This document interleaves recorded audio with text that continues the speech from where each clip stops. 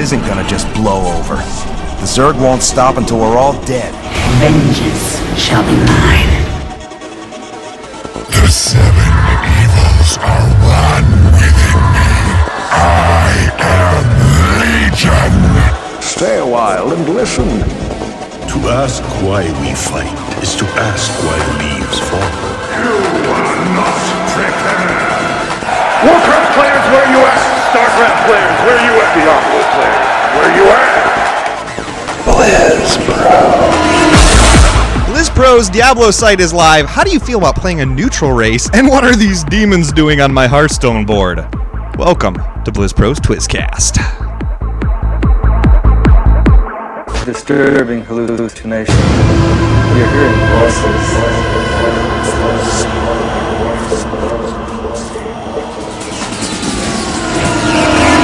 Welcome to TwizzCast, everyone. We are here to share with you our experiences and news concerning all games under the Blizzard Entertainment logo, ranging from World of Warcraft, StarCraft, and Diablo.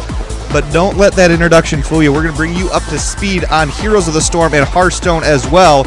And who are we? Please allow me to bring in the co-hosts direct. And I mean direct from Las Vegas, Nevada. The man who sold his gear on Pawn Stars for $3. And it's for sale as we speak at their facility for $700. Please help me welcome back to the show the streaming demon, Archon. Hello, sir. Twiz, why'd you have to bring that up? Sorry, man. I just lost fortune on my gear, well, and now you're showing it off to the world. Look, he's got to make something off of it, as we all know.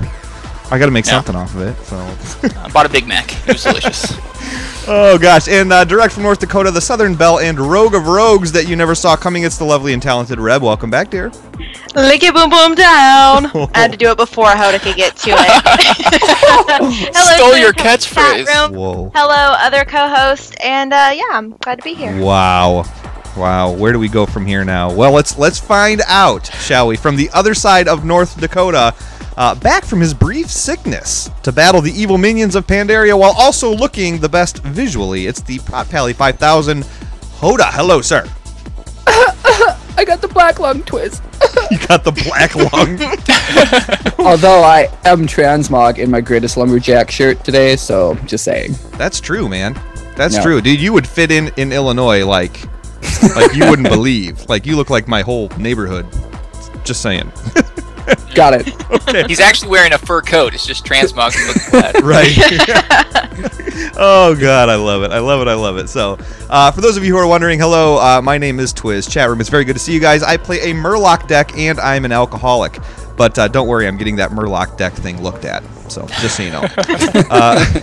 Just a reminder, guys, there's several ways you can get your TwizzCast and BlizzPro fix. We're available. Okay, we are available on iTunes, Stitcher Radio. The RSS feed can be found at TwizzCast.com.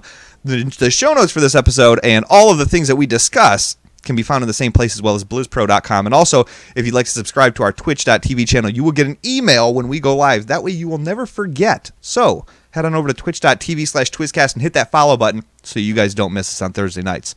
Also, another reminder is that if you miss the live show on Thursday nights, it's always uploaded to the BlizzPro YouTube channel, so you can get back to it and watch it. So if you are a downloader, all the episodes are available Friday morning. I post the show right after it's done, so you can start your weekend off right. Easy enough. Lastly, for those of you who are interested, podcast at BlizzPro.com gets you in our inbox. So, as always, we have a lot of ground to cover, small amount of time to do it in, so let's talk about our week in gaming. Archon, what you been up to, dude? Yes. Let's see. I started off my week in gaming last weekend with some Diablo. Streamed a bit of Diablo. And it was fun, but I gotta be honest, Diablo's in a bit of a lull right now. Ooh. A little bit of a slow period for Diablo. Why so? What was that? Why so? You know what? They came out with Reaper of Souls beta, and we all got really excited about that. They had a few updates, and now they're just finishing up the game for release in March. So that is kind of right around the corner, isn't it, dude? That's what was that? That is right around the corner, isn't it?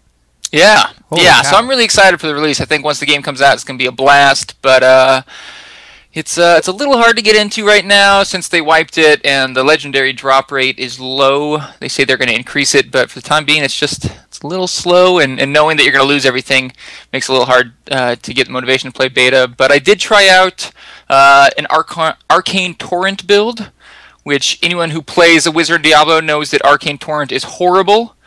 But one of the MVPs, one of the popular forum posters, Jach, came up with a workable Arcane Torrent build that's actually pretty good if you're playing on higher difficulties. Interesting. Were you able to kill stuff with it?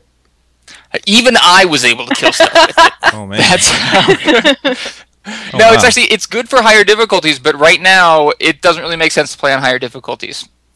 A lot of us are kind of hoping that they change it, but right now the drop rate for items is the same if you're playing on normal or up to master or torment, so it really only makes sense to play on normal, which is kind of weird. Yeah, I hope they change it, because right now it's just face rolling everything. It's the only way that makes sense to play, but it's a little boring, but lots of tweaking coming before the release, so Sure. I'm sure it's going to be awesome by the time it comes out. I gotta say, then, dude, the thing that's that? turning me off, the thing that's turning me off to getting into the beta a little bit is just the fact that, like, I love the Crusader class. I love what I've played so far. I think I've got him up to, like, only, like, maybe 20 or something like that. Okay, I'm stretched a little thin on time, guys. Get off my back! but I love it. And here's the thing is, it's like, I'm going to create you, and then you're going to go away, and I got to start again, you know? And it's so sort of like hard. you're a little kid and your parents take away your favorite toy for a bit until you're good to get it back. I know, dude. But your toy you had to build over the course of weeks, and Right. tore it apart, and you have to build it back together again, too. Smash! Pick that up. Build it again. Yeah, so hard to get the motivation. I spent a lot of time this week on the StarCraft map editor, but I won't get into that. Lots of grass drying. And then I tried my hand at StarCraft a bit. And as some of you guys know, I'm horrible at StarCraft, but I give it my best shot. And Isn't your brother a streamer for StarCraft? Yes, he doesn't stream much anymore, but he does play a lot of StarCraft. He was streaming a lot for a while. Is he still coaching you through it, or? Not recently. He taught me one build, and I never really got it down. What happened? I gotta go my own way, bro. Yeah, I don't know. My brother's I think he's in like diamond, so he's all right. I'm in like bronze, and I'm barely hanging in there. What are your actions per second? Oh, per second. I think it's actions per minute, but mine. No, are I want like second. 3 I actions per want I want the nitty gritty. I want the second. we're going to second. So that's, take whatever your actions per minute is divided by 60, and then you'll have my answer. I'll wait. Yeah, so I think I have like 10 60ths actions per second or so. Oh, well played. Well played. A little bit higher than that, a little bit. But the thing to do if you suck at StarCraft is to cheese. Cheese. What does that mean? And that means that you use really cheap strategies that don't take much skill. I thought you took slices of cheese and just put it all over your face. I'm like, oh, why am I so bad at StarCraft? That does help. Sometimes when you're feeling really bad about yourself, you just slices of cheese. Yes, doesn't. That is just facial. Cheese on your screen, place it. It's like, why isn't it working? And then you go visit the prisoner in the hole in your basement and make them put the lotion in the basket. I hear the cheese. Yeah, that's right. We went from StarCraft to Silence of the Lambs. Get off me! I thought that too, wearing the cheese like a cheese mask. That's what I was saying. I get it. Yes. Where have we gone? We've taken this conversation somewhere else. Okay. Yeah, but a little spoiler alert for pro tip today. I'm going to tell you all about my cheese. Talk to me. All about the cheese. That's pro tip section. So okay. So you guys have to wait. That's right. Okay. Yeah, we're not there yet. Chat room, just look at the show notes here real quick. You'll find out we're not there yet. So. And I would share with you guys some Diablo news, but we don't have much. Just a lot of people not understanding what beta means, and a lot of community managers clarifying the same thing for the dozenth time. Right. Yep. So yeah, that was pretty much my week in gaming. What about you, Hoda? Man, I haven't been here forever. If you remember, it's been 4 weeks for me, so I'm nervous, you guys. I forgot you were on the show for a minute. But in those weeks, you know what? I haven't got much done again. I don't know. I know. I'm horrible. No, I actually did play a bit of Warcraft and some Hearthstone as well, because I was talking about my Alliance Shaman that I have. That's my original character. So I've actually started healing again, and it's been maybe like 2 years since I've done some really like, I guess LFR is not heavy healing, but it was kind of fun. So I did. What's the good add-on to heal with? Voodoo, is that what it's called? That's what I'm using. There's I believe Voodoo, there's Healbot, there's Click, Grid, stuff like that. Sure. So Voodoo, anybody familiar with healing?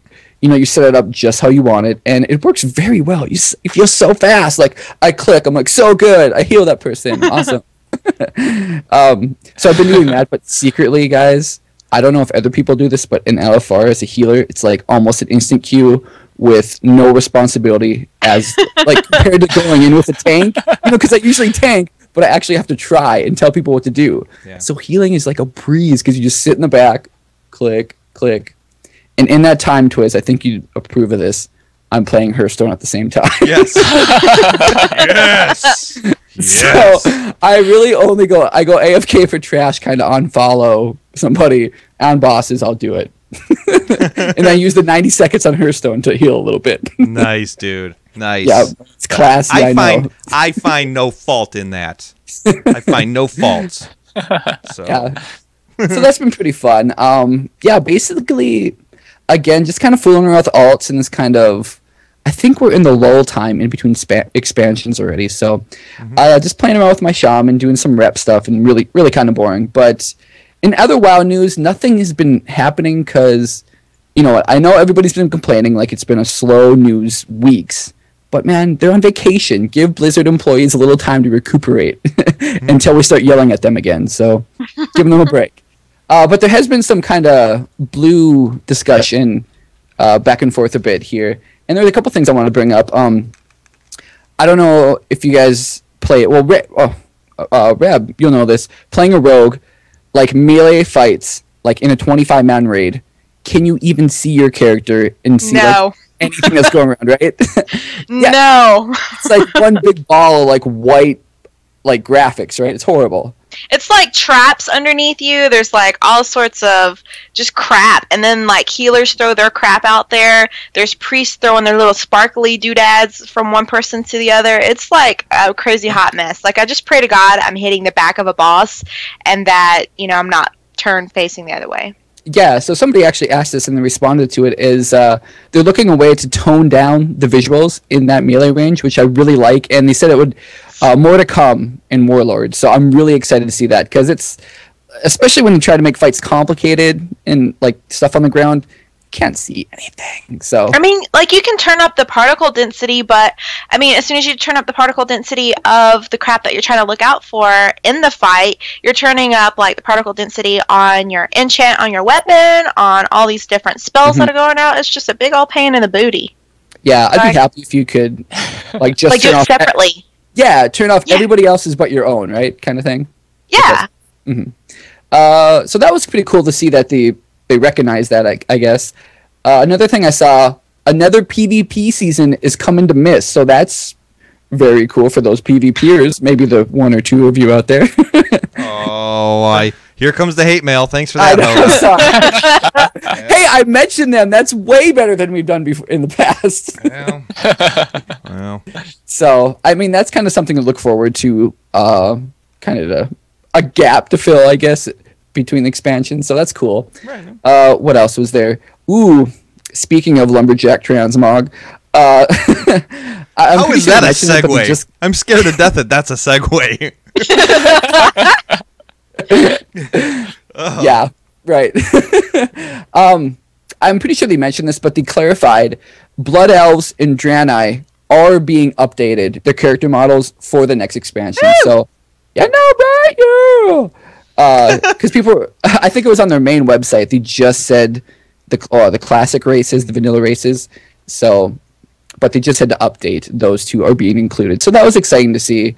And along those lines, Chris Robertson, who is the senior art director over at Blizzard, especially on Warcraft, I think it's just Warcraft, to be honest with you. He was tweeting out some stuff today. And do you remember a couple weeks back, I don't know, on MMO Champion, where somebody had like a fan thing of like sub races on WoW, like Dark Iron Orcs and like Dark Iron Dwarves and Brown Orcs, kind of more cosmetic things. Did you guys recognize that? No. You're a crazy person. Anyway, it's like more customization, like put tattoos on your character, all that stuff. Oh, okay, yes. Yeah, he tweeted here. He said live skins, new hairstyles, and all that stuff. They want to be transparent to the community as much as possible. They're listening. They don't have immediate plans, of course, but it's interesting and exciting to see that they're actually like posting and they're listening to like, I want more customization in my characters. So that's cool. And that's about it. I was excited to see all the pretty transmog things as usual. So it would be really awesome. Like the one thing I would like to see them implement for our character customization is like if you had the circle of like all the colors and you can just like choose like your hair color like that and then have highlights, and so you could have like purple hair with like neon green highlights. I wouldn't do that, but you know. I think it's safe to say I'm the only one that understands what you're talking about right now, Ralph. It is safe to say. I have checked out. I gotta say, Reb, that's the only reason I don't play WoW anymore. Yeah. I really wanted those neon green highlights, and yeah, couldn't, so I had In the to dance stop. studio. give us Theater. neon green and dance studios, and we'll be happy. Well, that's it for me. Tell us more, Reb. What's happening with you? Well, I actually have had a lot happen to me today, and it's funny because I haven't talked to you at all this week, Hoda, and yet I was going to bring up that last night I went into an LFR for the first time as a healer, and I was so scared that I wasn't going to perform and I was going to get kicked and they were going to say Kit Catty Purry, and it was just going to be a sad night for me. So I went in, and then I realized like my normal add-on that I used to have, which was just like regular grid, which it just showed boxes of people, that was how I actually healed. I didn't have it installed anymore, so I'm like, holy crap, what do I do? Do I use like the UI frames? Like, how am I going to do this? I tried to put up the nameplates, and there's just too much craziness for 25 people to be running around. So You just click on everybody individually and say, oh, no, he's topped off. Oh, no, he's topped off. Oh, no, Tab. Yep. Tap. Yeah. Well, I was so scared that like I wasn't going to be doing a good job, and come to find out, like I was doing toes, so I was doing some older content. You were doing your toes while healing? Is that what you said? I was doing my toes. I was doing a mani-pedi. But like nobody took damage at all. So I didn't have to heal. And actually when we got to the Shaw of Fear, I literally just stood there. Like I didn't get selected to go to a platform at all. I just stood there in the center looking at the boss being like, okay, well, everyone is topped off. So I'm just going to keep throwing up like my, I don't even know what it's called, Cenarian Shield or something like that on the tank. Just like throw Reju, throw some Life Bloom, you know, just if he takes damage, sure, it's there, but I really don't have anything to actively heal. And wouldn't you know it, I was third in heals. Third. Yeah, you're just throwing it all out there. Doesn't even matter. Yeah. Well. And I was literally just standing there going, well, I don't understand. I don't know what to do. I don't quite get my job as a healer. This is Might even have more had people funny. playing Hearthstone while healing, I'm just saying. Exactly. I could have alt-tabbed if I wanted to, but honestly, like, the person who was in front of me in heals, it was a DK. Like, that's how sad it was. Like, Wow. LFR needs buffed. Apparently. But it was really cool to actually finally get that satchel of cool stuff. I don't even know what it's called, satchel of cool stuff. That's like the bonus satchel. Right. Yeah, I got an obsidian hatchling out of it, so that was pretty cool.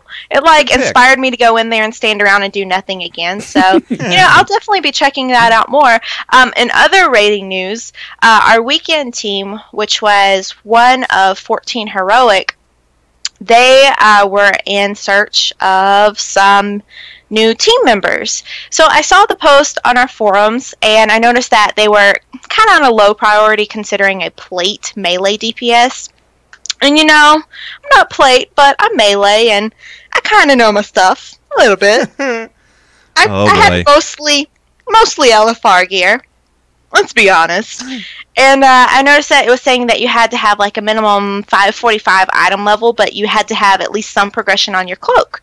So I ended up getting in game and talking to the leader of that particular team, Lucian, and I was like, I'm a 545, so I'm the minimum. I already have my cloak, my legendary. I have a few pieces of Warforged because I've done Ordos. So, how do you feel about having a rogue? Like, would you consider having me try out? And he was like, yeah, sure, we'll see what we can do. So I joined them the next night, and they did Heroic Immersius while I sat out and waited.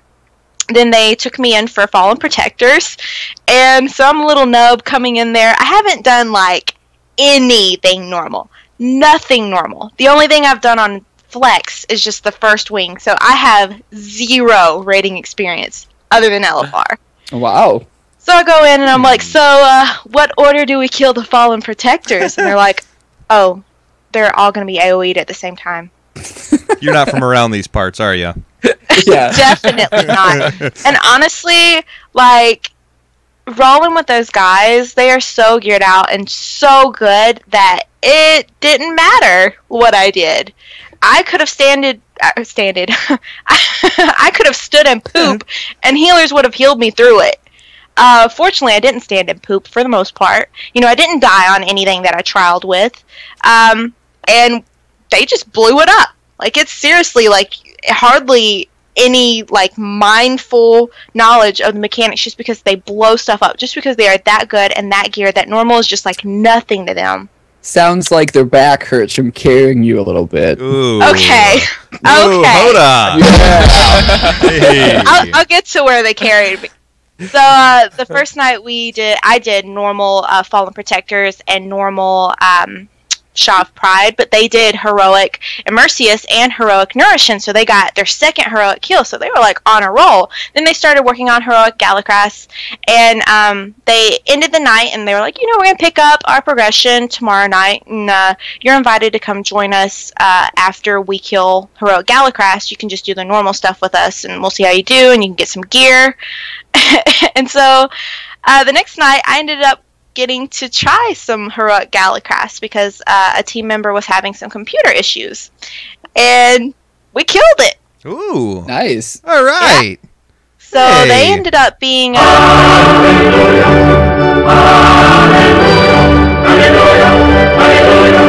okay, that's enough.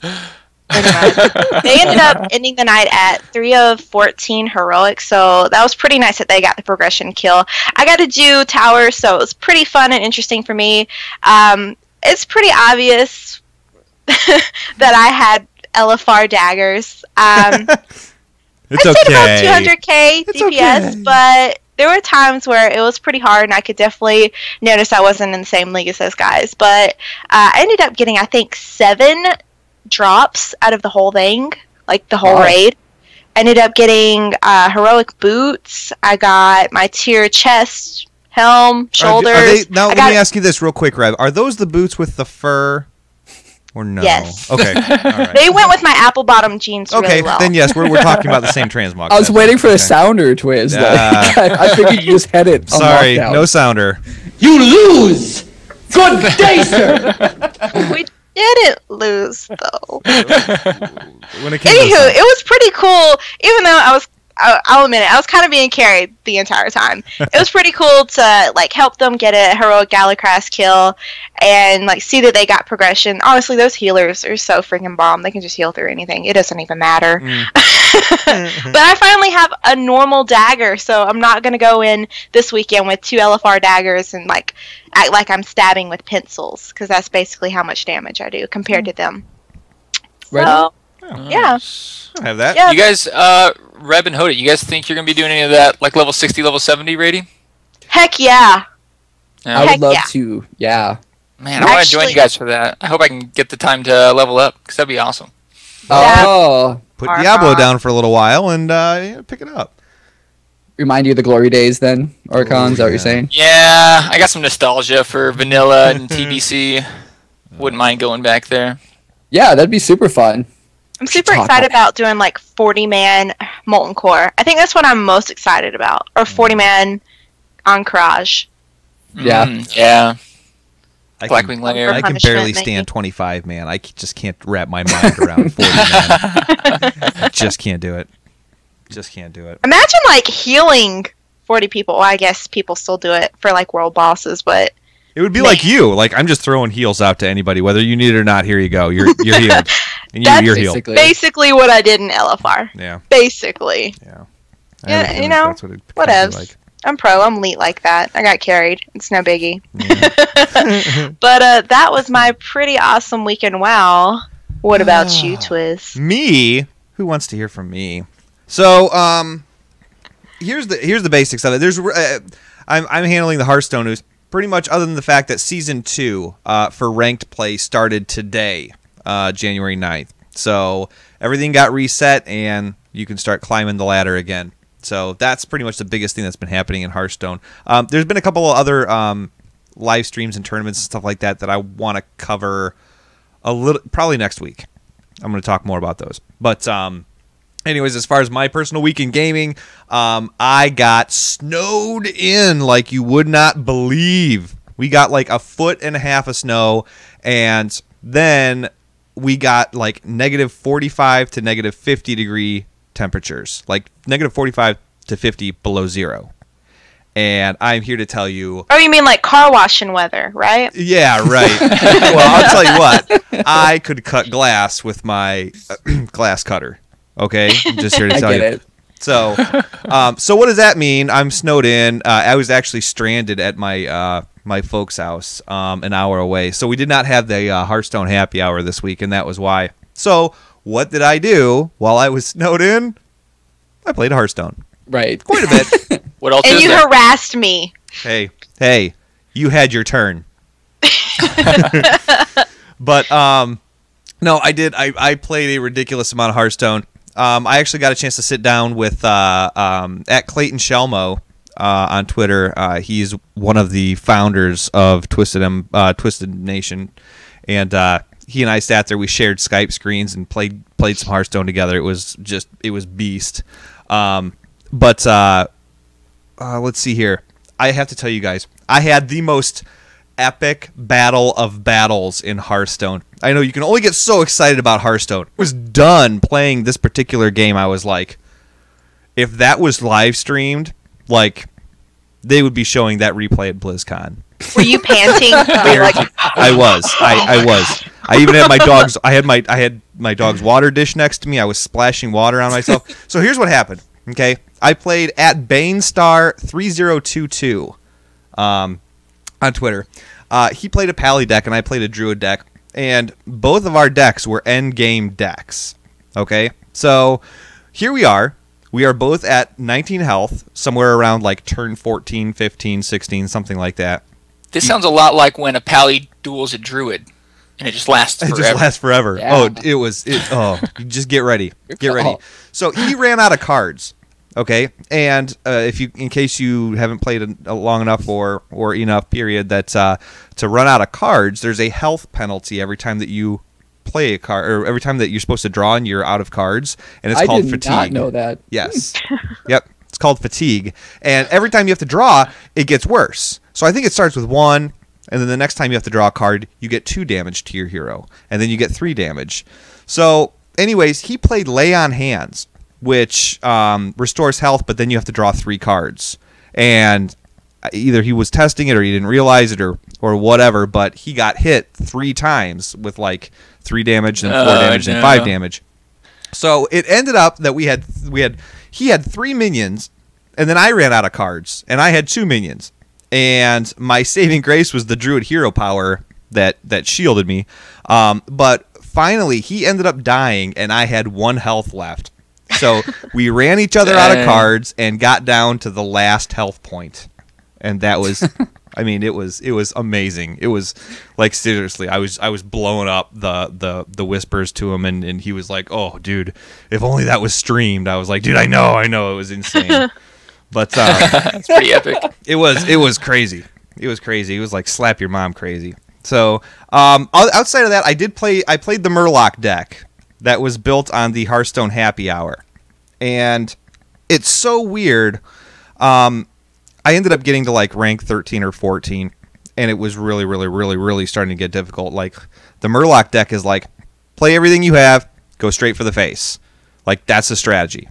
Keep as many minions on the board as you can, life tap, get more cards, put them out on the board, go, go, go, to the face, to the face, to the face. And I switched to a Druid deck that was built by at Clayton Shelmo, and it was weird to change from the Murloc deck to the Druid deck, where you have to wait like for the late game, and keep minions cleared off the board. Like I just got in that mindset of like always going for the face, and it's like, oh, dude has a 2/1 minion out there, and I have 2 or 3 minions out there, and it's like I want to go for the face. And I'm talking to Clayton on Skype, and he's like, "No, dude, you want to get that minion off the board. You want to kill that thing." I'm like, "But screw that! No, I can kill him. I can take him." And it's like totally, just change of mindset. And it was just really hard for me to wrap my mind around it, but I did get it. So that was a ton of fun. We are going to be featuring that deck on this week's Hearthstone Happy Hour on Monday night, 9 o'clock, same time as TwizzCast, except Monday night. So make sure you check that out. Now, one of the things that I did do this week was I did actually log into WoW for a little while. And I couldn't keep it a secret for very long, but I tied the guild chat together. The Greenwall add-on ties multiple guilds together. And so, like, Twisted Empire and Twisted Kingdom are tied together. So it's all one green wall of text. You can be in either guild and see what everybody's saying. Well, I couldn't keep the secret. Well, I mean, Reb talked about this last week on the show, but we didn't give any names or anything like that. But I tied together our third Horde guild, Twisted Legion. I tied that together, and as soon as I did it, everybody was like, wait, what is this? What's going on here? What's happening? And so I explained, here's the way it's going on is Twisted Kingdom is coming up on cap. It's approaching it very quickly. And I am just having a little bit spill over into Twisted Legion to continue to level that guild. I think it's at level 7 or 8 right now. And here's what I don't want, is I don't want like people leaving Empire and leaving Kingdom to level Legion. And, now I've got 3 guilds and each one of them has like 600 or 700 tunes in it. So I don't want that. So we're being very choosy about who we let into the guild or whatever. So if you want to be part of Twisted Legion, get your friends to join Twisted Kingdom and fill that up faster, and then the floodgates will open. So that's pretty much what's going on there. I also opened the doors on the Twisted Empire forums, twistedempire.engine.com, ENJIN, for the new Twisted Nation commercial. Lots of people. I'm a torn druid. I'm a torn druid. Actually, I found Rodimus' sound clip. I'm going to make that on my soundboard. Love it. Yeah. But if you're interested, if you are part of Twisted Nation and you want to be part of the commercial that I play every week on the show, there is a post that I put on there about that. And what I've also done is I've opened it up. I have seen through Mumble and Twitter and Guild Chat and everything, everybody is playing World of Warcraft or Hearthstone together, or Diablo together, or whatever, and they're not just limiting it to WoW. So in this post, here's what I said. I gave the script, my name is so-and-so, I play a blah, blah, blah, I live blah, blah, blah, and I'm in Twisted Empire. But I've opened it up to Diablo and Hearthstone. So you could say my name is, and here's your character's name. I play a what is it? Well, like Whirlwind Barbarian. Is that right? Like a class? Yeah, that's a build in Diablo. Yeah. Yep, I play a Whirlwind Barbarian. Good job, Archon. I play that's right. Archon Wizard. I live in Ashland, Alabama, and I'm in the Twisted Nation. So or Hearthstone. My name is so and so. I play a rogue deck. Or I play a priest deck, or whatever. And I'm a douche canoe because I play a priest deck. That's right, BC. So, oh my god. But anyways, so that is there. Check out twistedempire.engine.com, and that has all the information, so you can be part of this commercial. Depending on how many, I want to get quite a few entries. So far, I think I have like 6 or 7, and I just posted it maybe 5 or 6 hours ago. So. Hurry up and get your record on and get it in my inbox. So, and then lastly, I want to bring up the fact that Blade Fist merged with Coltiris today. Woo! That's right. So, if you have 11 characters on Coltiris and all of your slots are filled up and you want to create more alts, go to Blade Fist. Go to Blade Fist, and genius. that's right. Did I tell y'all the funny thing about Blade Fist is that that's actually where I started playing, and like not even a month, 2-3 months ago, I don't know when it was, that I actually paid to transfer my warrior over to Cold Tier so I could level it with Dynasty. Oh man, I feel like such a jackwagon. It happens. It happens. So I gotta complain about my money. I want my money back now. My money back. Refunds. Well, Refunds. No, in all honesty though, if you have 11 character slots filled and you want more tunes, go over to Blade Fist, create tunes, and you'll be able to get right into the Empire, the Kingdom, the Legion, the Nation, the World, whatever. We'll be able to get you in there. So Blade Fist just opened up another 11 slots for us. So, or if you're listening to this and you're already on Blade Fist, welcome home. So, guys, let's get into our pro tips section. This is kind of the brief section, everybody, where we talk about how to make you a better player, whether it's through a better build, a killer card combo, or how to get a gear edge in Azeroth. So, these tips aren't sometimes groundbreaking. Okay? No, and actually, I'm speaking for myself. Let's just lower everyone's expectations a little bit first. A lot. Probably a good thing. Here's one of the things that I learned. Okay, I'm watching just a ton of Hearthstone streams and stuff, and I realized that like my card combo is nothing astounding. It is nothing that's like, oh my god, game changer. You know, it's not like that. But it's something. It's something to make you think, and something to maybe, I don't know, just open your eyes in case you never looked at something like this. And that's kind of how all of our pro tips are. And some of them, I mean, like Hodas and Rebs and Archons are really good.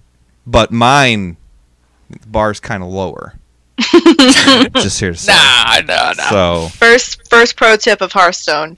Make sure you're connected to the internet. Done. Done. After that, ensure game is installed. Who's next? Maybe we should start calling them noob tips. Well, it could work. That could work too. Archon, what do you got for us as far as the tip goes? Well, this tip is groundbreaking. This is going to change the way you look at the world. Ooh. Nothing will be this. No, I'm just kidding. This isn't that great. But I actually had a little bit of trouble coming up with a D3 tip this week because I haven't been playing as much D3 as I normally did. But I played a bit of StarCraft today, as I teased a little bit earlier in the show, and I have a cheesy StarCraft build for all of you cheeseheads that are in Bronze League and want to beat people in, well, maybe Silver League. I'm not going to promise too much here, but you can definitely play above your skill level with this cheesy strat if you're having trouble. And this works well if you don't really play StarCraft and you just want to get into it and you want to win some matches that you would not normally win, use this. Cheese strats, they're a lot easier. You're going to get yelled at. People are going to hate you. But if you can deal with that, you'll get a little bit better win-loss ratio. So this cheese strat I'm going to tell you right here is the proxy gateway build. So you're going to be playing Protoss, and you're going to be pissing some people off. So first of all, before you get started, set your map preferences. Check off those 4-player maps. I'm assuming you're playing 1v1 here, although it does work in groups. Assuming 1v1, you don't want 4-player maps because you want to know where your opponent is going to be playing. So you X out those. Hopefully you get a 2-person map. Right off the bat, you're going to send one of your initial probes off to their base. But don't let them see you. So your probe's going out there, scouttastic. You're going to camp right outside their base where they're not going to look. If they're like diamond level, they're probably going to look. But you're bronze, so you're not playing diamond level. They're not going to find you. You're hiding out behind their base. You're going to build 3 probes. And those 3 probes will finish about the time that your first probe is getting outside their base. And then you're going to plop down your pylon. So don't build a pylon in your base. Your first pylon goes right outside their base, hiding away. And then you save up. Your pylon's going, your pylon's going. By the time it's done, you'll have about 200 minerals. You pop down your first gateway. You're going to want to build some more probes. Don't do it. Wait for it. Build a second gateway. You have 2 gateways going. It's going to take a while. So while they're going, build a few probes. 2 to be exact. Once your gateways are finished, your first gateway is going to finish, build a zealot. Don't forget to chrono boost it from the Nexus. Speeds up that zealot. After that, plop down another pylon. You're going to hit your psi limit pretty soon. And then another gateway will finish, and you'll get 2 more zealots going. Right around there, your first zealot's coming out. You already have a zealot right in the beginning of the game, and you're right outside their base, which means very unlikely they have anything to stop you. You take that Zealot, you run inside there, and you piss them off. And they're going to be like, OMG, what are you doing with the Zealot in my base? I don't even have Zerglings yet. Now, there are a few counters to this build. The big counter, I just let you know I'm mildly aroused right now. good. That is another benefit of this build. So much cheese. Every time. All the cheese. It's hard not to get aroused with this much cheese.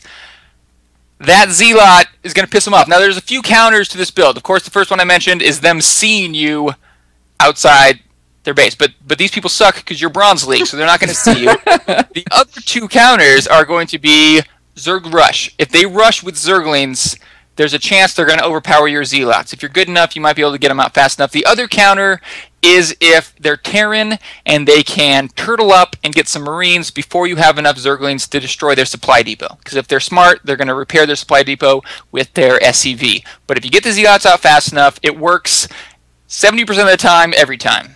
That's statistically accurate. So, and yeah, I was playing around with that today, and I beat a lot of people that I should not have beat because I'm a Bronze Leaguer myself, and beat one person in gold, which should not have happened. And yeah, got yelled at a few times, but you got to do what you got to do. Wow. So there's only one way that I can describe how you made me feel, and that's just cheese face. Cheese With me, Hoda, cheese face. Cheese. That's how you'll feel after the strat.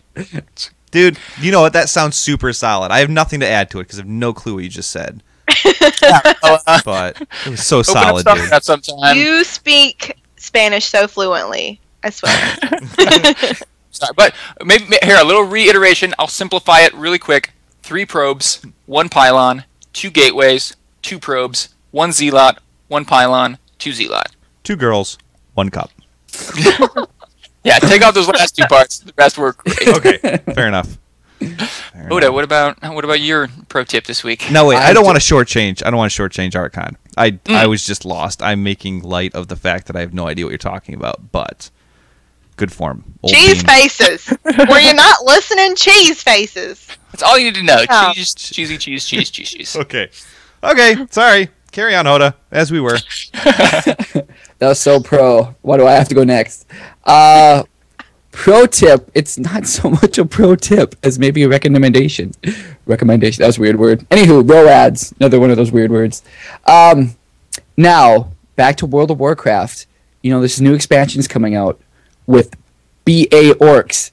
And maybe like 50% of the like Warcraft player base probably have no idea who these people are. So this is just a little tip. There are some great novels and books out there that will get you a little bit of knowledge base, a little bit of coding over that loregy that I like so much. So I'm just going to give you a couple. Yes, a couple books actually. They seem like a lot, but they're really easy reads. They're really not that long, maybe 300 some pages, but you breeze through them really fast. One's called The Last Guardian. It has to do with Medivh, who was the guardian of... Best one. Other than Arthas, but yes. Yes. I love that novel. That has to do with the orcs coming to Azeroth. Next one's Tide of Darkness. It's like during the Second War. Another one's Beyond the Dark Portal. Again, with the Second War with the orcs. And the most important one, if you don't read any of these, I think, is... We got it here. Rise of the Horde. Because basically it tells you how the original storyline and how the new expansion is going to change. So that's a little pro tip in case you want to know what is happening in the storyline at all. I have that book, actually. Wiz, are you with me? I'm with you. I'm with you. Nice. I have that book, dude. I was just going to get up and get it. Horde? Huh? You have Rise of the Horde? Hang on. I'm proud of you if you do. OMG. And yeah. TwizzCast show. Okay, Hoda, while Twiz is getting that, I have one question for you. Yes, sir. Are there cliff notes? I had it. We're sitting right next to my dog's dish. Here we go. Nice. Ooh, impressive. Yes. Rise of the Horde, Last Guardian, Tides of Darkness, Beyond the Dark Portal. Mm-hmm. And yes, you can go to Wowpedia. It's like a WoW wiki for all World of Warcraft. It gives you the general basis, but if you want to like actually know like how these characters interact with each other and their motivation to do stuff, the books are obviously better because you get more characterization. But That's just a little Archon, tip. if you want to know like full in depth without actually having to read the book, just sit down for like a fireside chat with Hoda and I for about like 45 minutes or so, and we'll get it all going. Yeah. But the problem is, I don't know how I'm going to stay awake. Cheese face. Yes. So how about you, Rab? I hope you're pro-er than I feel so pro. Let me tell you. Okay, my pro tip is, when you know it, it's about pet battles again. I like pet battles. And like a good little app while I was waiting for the weekend rating team to do their heroic progression. I stayed outside of the instance and I just did pet battles. And you know, I'm really in love with Microminius. I'm like really in love with Microminius. It's crazy. But I want to talk about the Dragonkin class, or I should say type of battle pets. And basically what's special about this is that it deals 50% extra damage once their target is under 50% health. So it's not going to happen on like the turn that you bring them to under 50% health, but the next time you'll start adding that 50% damage along with it. Good thing to know about a Dragonkin though, the undead kind of hurts you, so kind of stay away from that, or else it's going to be beating your sides in, and that's not fun. But it is really handy against magic type pets, so that's pretty cool. Let me explain a few of the abilities and why I like Chrominius so much. By the way, you can get Chrominius from Cro-Magnus in Blackwing Lair.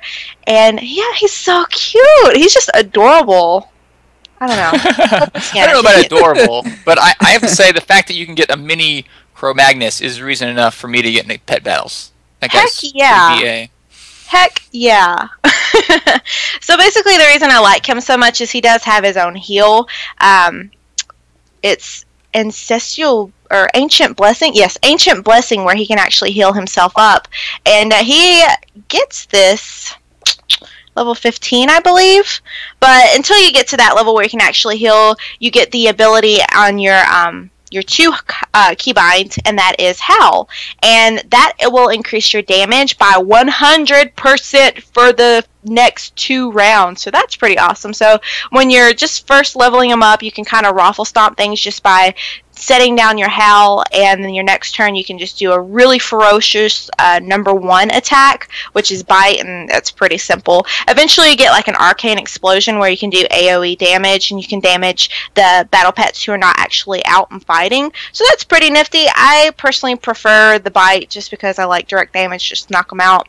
And for your third place ability, there is Ravage, which actually, if you kill with using this attack, you actually heal yourself greatly with it. So it's pretty nifty. There's also a Surge of Power attack, but you have to have like 2 rounds of cooldowns, and I'm not about that patience life, you know. Just not about that. But yeah, I love Microminius, and I would say if you are a pet collector, definitely try your hand in Blackwing Lair trying to get this pet, because he is adorable and he's super fun, even low levels, high levels, you name it. And he's definitely worth leveling because he's just adorable and cute. And that's basically my pro tip, is level a Chrominius. Chrome. Nice. Well played. Well played. Well played. Well played. All right. Yeah. Well, time. So what about you, Twiz? Time for my trash. So, no, actually, you know what? This week, guys, I'm going to cover the Ancient Watcher and how to use him effectively. Okay. So now this card that I've actually been seeing it quite a bit in constructed decks. It's a 4/5 with a cost of 2 mana, but the flavor text says can't attack. Now, I have to admit, there's a lot of flavor text that make me wonder, you know, how or why would I use this certain card? You know, why would I want this card when it can't attack? That just doesn't make any sense. So, that, you know, some people are like, okay, that's pretty useless.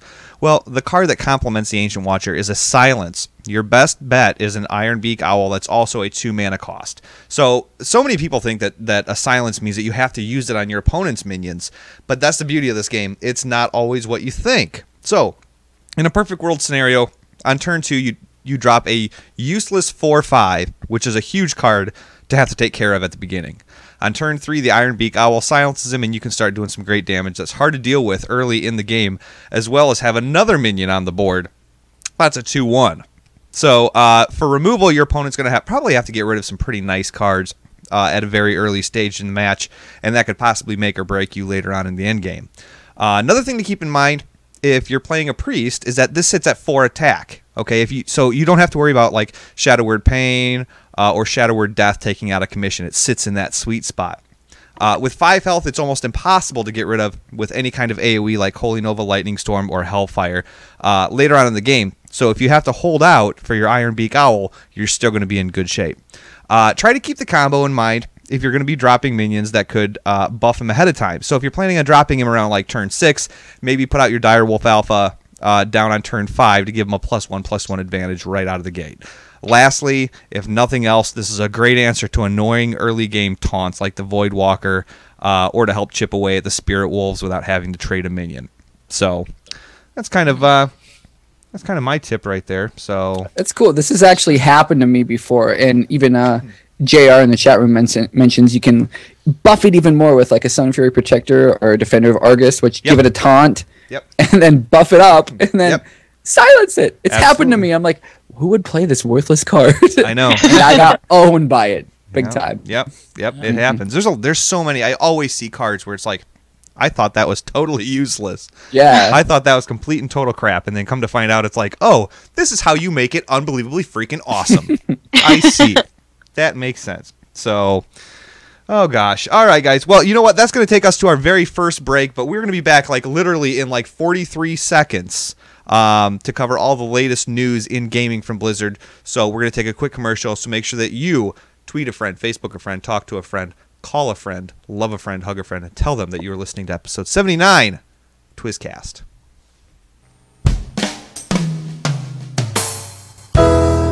Today, we salute you, Mr. 3 frames per second man. Mr. 3 frames per second man. You dare dream of a world where the fire animation is something you can easily walk out of. Get out of the fire. You boldly embark on quests that take 4 times as long. I don't know if I'm still in combat. And one day, you'll actually be able to see your bobber dip when you fish. I don't know if I should click now. And Moonguard will no longer kick you due to FPS problems. Mail not out looking for fun. So here's to you, Mr. Sultan of Suck.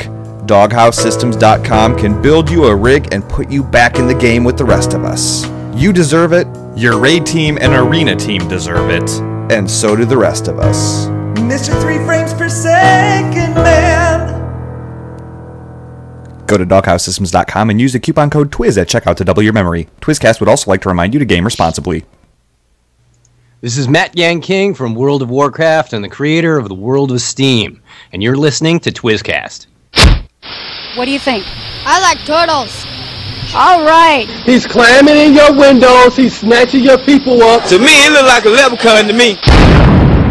The news. Ain't nobody got time for that. Okay, the BlizzPro news is brought to you in part by AskMrRobot.com. If you want to push your character to his or her fullest potential, Ask Mr. Robot is going to make sure that your gear, reforges, enchants, and everything are set up to maximize your potential. So, as always, everybody, we are going to bring you up to speed on some of the articles that you may have missed on BlizzPro.com. We don't cover all the articles, or just the ones that we think are good. When it comes to the news on what's happening in the community and the games that Blizzard has to offer, BlizzPro.com has articles as soon as any information gets released. So if you like what you're about to hear, make sure you head on over to the website and check out the vast amount of articles that we did not have time to cover on the show.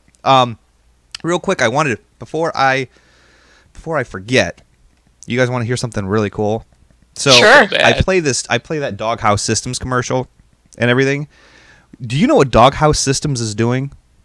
They are coming out with a TwizzCast Collector's Edition computer. What? It has the TwizzCast logo on the side of it. OMG. They're going to send me a side panel that I'm going to show you guys when it arrives. But I am stupid psyched about that. That is so cool. Yep, big fan. So as long as it's the logo and not your face, I'm cool with it. Well, that's right. That's right. I'm just Quiz watching you while you game. Yeah. So, oh god, yeah. Oh man, if they may as well just put a picture of Sloth from the Goonies on there. You know? Hey, you guys. That's another sound clip that I need for the soundboard. So, Nice. but That's crazy cool. Yeah, no, yeah. So if you got some extra Christmas money that Aunt Brunhilde left you, and you're looking to get a rig, get a TwizzCast doghouse rig. That's what I'm screaming. So, anyways, let's jump into the news, guys. Much like the Hearthstone site and Heroes of the Storm website, BlizzPro has launched another separate BlizzPro site for those of you who are strictly looking for all the demon slaying and Westmarch news that you can handle. So make sure you head on over to diablo.blizzpro.com and keep current on all of your Diablo news and announcements. There's also a build section that I think Archon might be contributing to for all the latest hot and experimental builds. Definitely. Definitely. Yeah, any builds I find, I'll definitely throw up there. Yep. Well, don't throw up, but I mean, throw up all over that website. It's going to be messy, but it's going to be worth it. Bring a squeegee for your screen, folks. That's what we're saying. Oh, gosh. So, all right. Attention, all parents. And I realize that there's only a handful I might be talking to. But attention, all parents. As of the 7th of January, 2 days ago, there has been some changes made to the Battle.net parental controls. A new default setting will prevent in-game purchases for accounts that have parental controls turned on. So basically, the account will not be able to, and I quote, make purchases in World of Warcraft in-game store, make real money purchases in Hearthstone, or make purchases in the Diablo 3 real money auction house. And again, just remember that the auction house is going to be closed on March 18th, 2014. They made this change basically so that way the default setup does not let your kids run up a $2,000 bill without you knowing. Granted, having the best Diablo gear, all the WoW mounts, and everything Hearthstone, or every Hearthstone card would totally be awesome. Some people aren't a fan of the price tag that comes along with such lavish things. So, Twiz, could I ask you a question as a parent? No. Yes. No? Okay, moving on. Parental controls. Did your kid play any Blizzard games yet? No. Well, he plays like 3. Hey, look, he will rock some Skylanders, and that is a Activision game. Just saying. But no, he doesn't yet. What do you think? What's a good age? What age would you let him play Diablo 3 at? Well, you know what? I mean, I'll be honest with you. I like being an adult with the knowing the whole angels and demons and hell and the scariness of what it is. The game itself graphically isn't that scary to me. So I think a realistic age for my son to start playing Diablo would probably be like 6 or 7. Yeah, I would say. Oh, yeah. Yeah, I think so. That fall in line. You think that's right? I mean, as long as he's not playing Grand Theft Auto, I think you're good. I know, right? I mean, Grand Theft Auto 5. Let's be specific here. I'm all about the fact that video games don't contribute to violence, but Grand Theft Auto 5, I don't know. I think we have to make an exception. I learned a lot as an adult through Grand Theft Auto 5. That's how you beat up a hooker. Okay. Well, yeah. So I think that that's a pretty good age. And you know what? What's really funny is it's like, if Blizzard was the big money hungry people they are, why would they make a change like this? I mean, hey, that's something that you could leave in there and be like, look, it's the parental controls. It's up to you to change it. Not my fault you have a $2,000 bill. No, they didn't do that. They're like, whoa, we got to prevent mistakes from happening. But yet, you look at every forum post and there's somebody who's like, oh, Blizzard is just so money hungry. And they're drinking I do declare. Yeah, they're drinking their tea with their monocle and whatever. So they make that sound too. I don't know why. The Monopoly guy. I think this is really good to see. I mean, even in mobile games, especially like on your phones or iPads, and especially with kids, Twiz, like you put a game on for them, and there's always, it's a free game, right? Yeah. But there's always a buy to get more coins or whatever it is. Yep. And you need to turn that off on those devices. So I just don't see why it wouldn't be the same in Warcraft. So it's just a nice little thing to add. I mean, it's good to see. I agree. So just to let you guys know, for those of you who have children and you have your parental controls set up or whatever, when this change went into effect, nothing got changed that's going to ruin your credit score or anything like that with a crazy bill that you can't pay. Anything else on that?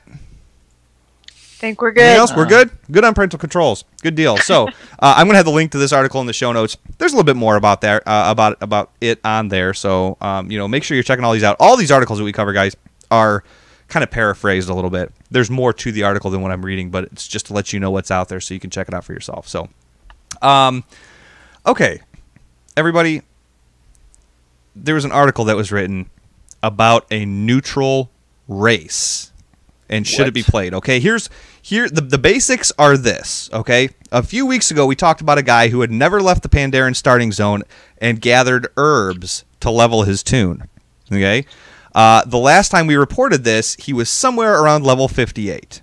Since then, he's dinged level 80, and after multiple stab wounds to the eye with a pencil, he continues his journey. Everyone. So wait, he really hit level 80 in the starting zone? Yes. Yes.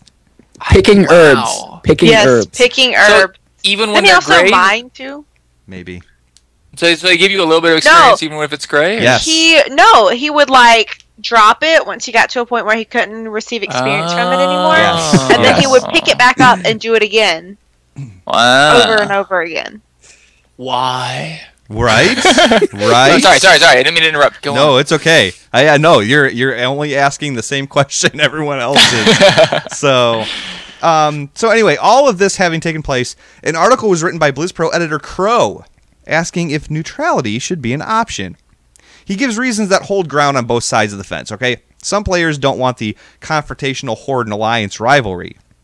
This also spurs out into real life, where you find another WoW player who is of the opposing faction, and for some reason there's that awkward moment where you briefly don't like each other. Believe it or not, people, it does happen. It does happen. Oh, yeah. I met one guy at BlizzCon who literally would not talk to me anymore once he found out I was Alliance. Wow. I thought he was kidding for a little bit. Wow. Off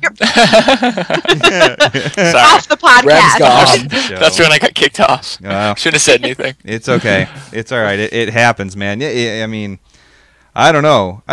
I wonder why his parents would allow him to act like that. He could ask him when he goes home there every night, sleeps in their basement, or plays the game naked on a folding chair. So, anyways, like I said, it does. Yeah, go to BlizzCon if you don't believe us.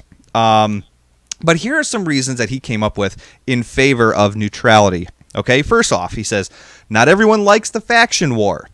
Given the focus it's had throughout Cataclysm and Mists and the in-your-face presence of Garrosh and Varian/Anduin, as willing participants in the fight, there's a non-trivial number of players who'd be willing to ignore the Horde and Alliance conflict. He says neutrality is tactically supported by many quests. While plenty of zones have faction-specific hubs, the vast majority of questing is done via neutral quest givers who give the same quests to both members of each faction. From an in-world perspective, most quest givers are offering the job because they they can't or won't do it themselves, and they'll take anyone who says that they can pull off the job, regardless of their allegiance. So, what do you guys what do you think about this so far? Before I continue, make sense? I mean, there's neutral quest givers. There's I know you're about to. No. Yeah, I was say I know you're about to get to it, but I think if it wasn't for dev time, sure, why not? That's my 2 cents. No, as long as it isn't graphically demanding. Maybe we should say the reasons why before I give my opinion on this. Okay. Here's the few reasons opposing that. Okay. The faction war is core to the Warcraft franchise. There's a lot of contention about this fact, but whether certain players buy it or not, Blizzard still considers Orcs versus Humans component of the franchise to be mission critical. Having neutral characters who can ignore that conflict means that those players are missing out on content, which increases the amount of overall content Blizzard has to create so players don't get bored. When Blizzard got limited resources for content creation, there's a critical element. Also, PvP becomes problematic. Battlegrounds all have an inherently Horde versus Alliance mechanic to them, which neutral players wouldn't have any logical reason to participate in. Fighting in arenas is faction agnostic. You can have Horde versus Horde and Alliance versus Alliance fights, but the vendors are faction specific. So, okay, it's going down. I'm yelling timber. Gates are opening. The reason neutrality does not work in Warcraft, the world of Warcraft is because it's completely centered around war, and it's all started with orcs versus humans. You don't become neutral having the two words war and versus in your game. Like, that completely just goes against what this game is about.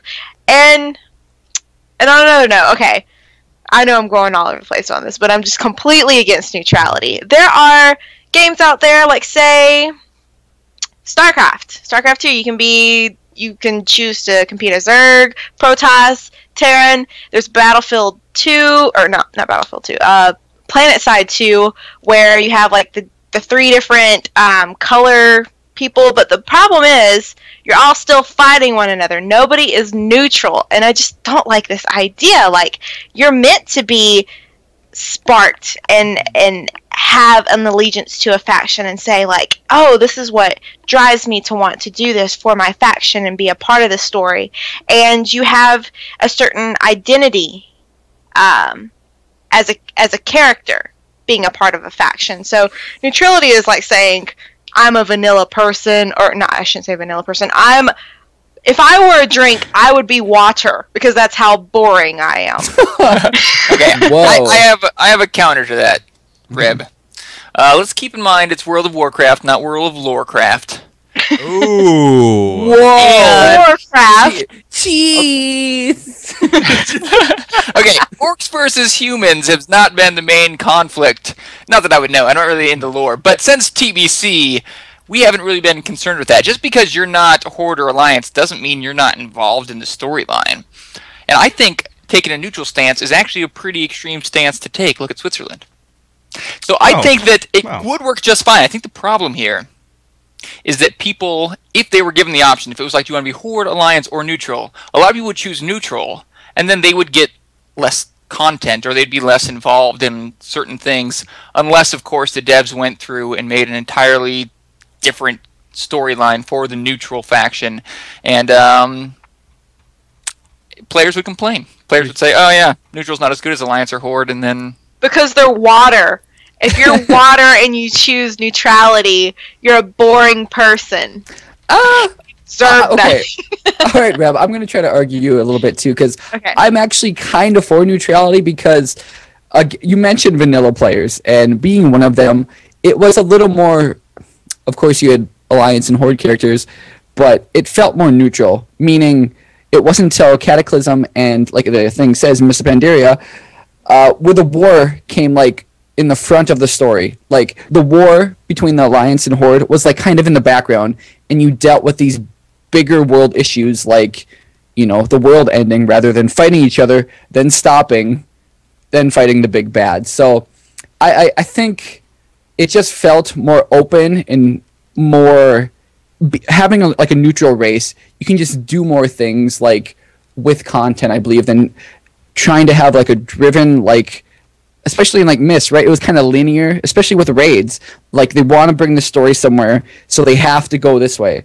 Neutrality, I think, when maybe they can branch off and do different things. I don't know. Neutrality is to the foundation of factions, like those druids who just went to the Emerald Dream and they just lollygagged for thousands of years. That's basically what neutrality is. It's like you're off in La La Land. And can I counter what you're saying about vanilla players? What was your first character that you created that you actually leveled? It was a shaman horde okay. Shaman. So are you not telling me, as a Tauren, you weren't walking around a zone one day, and then all of a sudden you saw an alliance go by and you're like, whoa, what the crap? And you're like, oh, you're not a part of my faction, and you're like probably checking up on them, right? You're like, what are you doing? Are you trying to kill my stuff? No? Yeah, no, I would agree with that, yeah. But it just seems like everywhere they try to make the war, like, you know, especially lately, like, in your face, but you're always going to be fighting for this neutral faction, like the Lich King. It was a neutral faction that beat him, not Horde, not Alliance. It was Tyrion. It was neutral. So, neutral's the best. You know, Reb, you make a good point. You might have converted me here. Because there is something... Okay, so Twiz mentioned that people who play Alliance generally have a distaste for people who play Horde for no logical reason. other than this video game. But I think there's might be something magical on that Reb's hitting on here, because there is that feeling you have when you see someone of the opposing faction for the first time, at least when you're first starting out, where you really feel alienated from them. It's probably the same feeling that people have in real world when they meet people from another country or background, where they just have no correlation to them, but this time it's completely fabricated inside of a video game. And yeah, not many games can do that, so maybe there's something there. Thank you for wording what I was trying to get out perfectly, Archon. Wow. It was a good point. I hadn't thought about it until you said it. Dude, when you were like, I'm kind of, when they meet in the world for the first time and they have that moment where they first see each other and everything, I was actually thinking to myself, I don't want anyone to be sodomized with a tire iron. I don't actually want him to get cancer. So you just love finding excuses to use that sound clip. Hey, dude, I've been pretty soundboard light for the past couple episodes, so it's time to roll with it. Now let me ask you this. Now, we use the words neutral faction. What if it's not neutral? What if it's just a third faction? Where it's like, look, I hate you both just as much as you hate me. And I'm eyeballing you up, and I'm taking your quest from your quest giver. And I'm killing your quest givers. I'm going in and I'm killing your leaders. But, I don't know lore-wise, whatever. But this third faction could raid with either Horde or Alliance. No. You could, because so cool. It would be cool. It would be cool because in Battlegrounds it's every man for himself, anyways. So that third faction would work out just fine, but it would allow them to raid Horde or Alliance. And Lukian in the chat room was saying earlier about it would with the racial buffs and everything like that, it would screw up the balance of mechanics. I mean, it couldn't happen. The balance would be horrendous. It absolutely would. Look forward to the third faction somewhere around patch 8.0. But I don't know. It's a cool concept, and I think it could fly further than what most people think. Yeah, I think it really comes down to if a little bit of neutrality, maybe if they kind of put the war kind of in the background rather than have it in your face like the past few expansions. Like if it's up in your face, neutrality is definitely out, I think. Mm-hmm. So I just see it as that kind of balance. Okay. One last thing. We've talked about this on the show before, and I think it was before even Hodo was with us.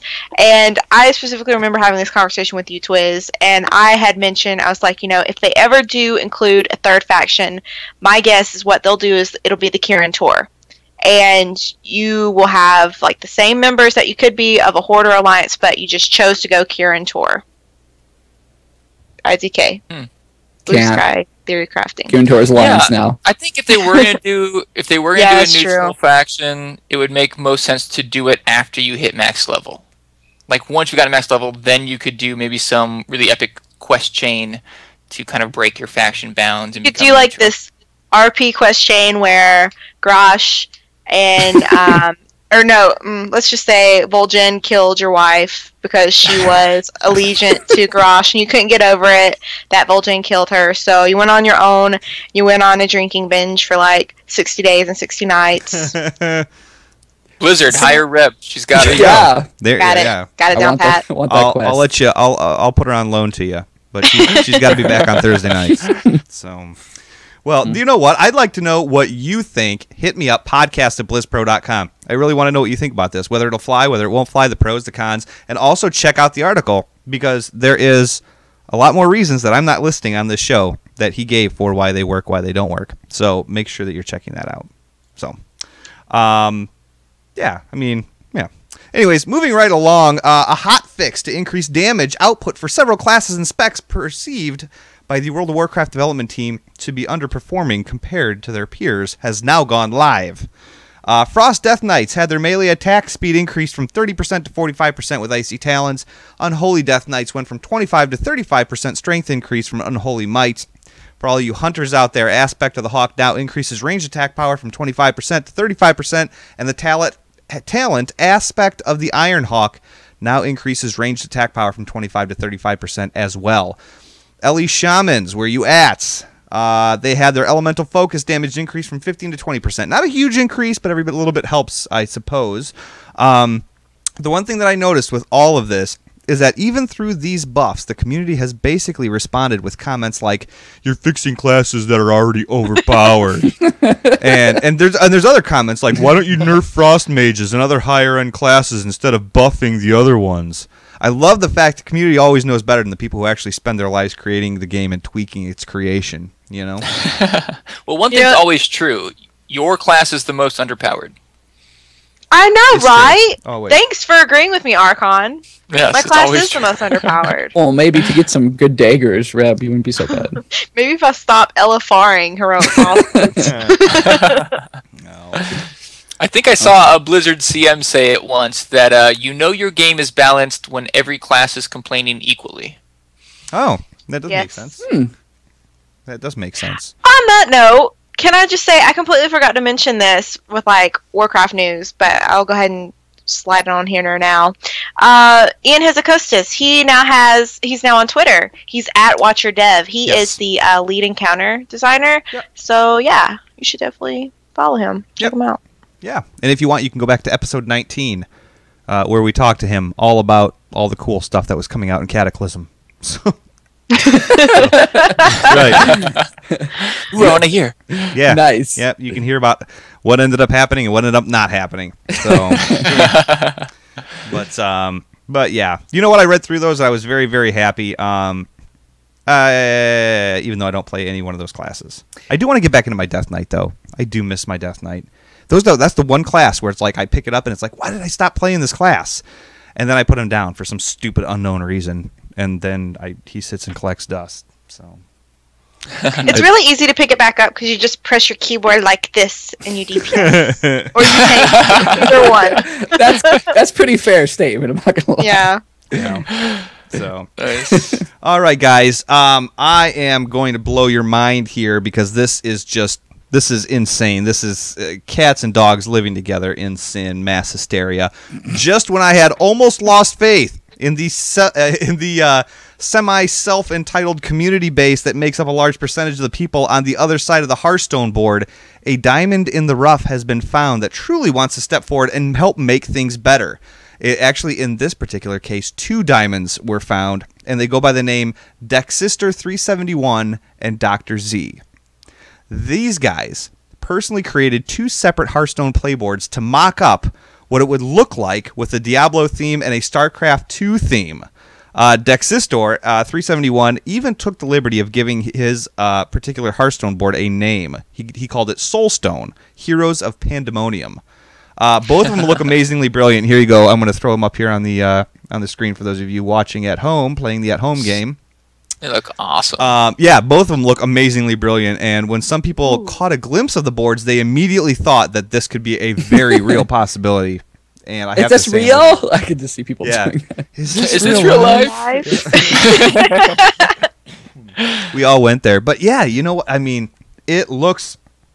This looks playable right now, you know? It's just skins, but it's like... Holy cow! I mean, even looking at the Diablo cards and everything like that, it's the blood all over the board and everything. Yeah. It looks amazing. I'm sorry for those of you who are listening to this on the audio download. I mean, we're all like, oh, you should see it. It's amazing. Oh yeah. You are definitely missing just out. look at it. But yeah, there's the Diablo one. I mean, it all lines right up. I'm gonna throw up the StarCraft one too. Lots of throwing up going on this show. So look at that.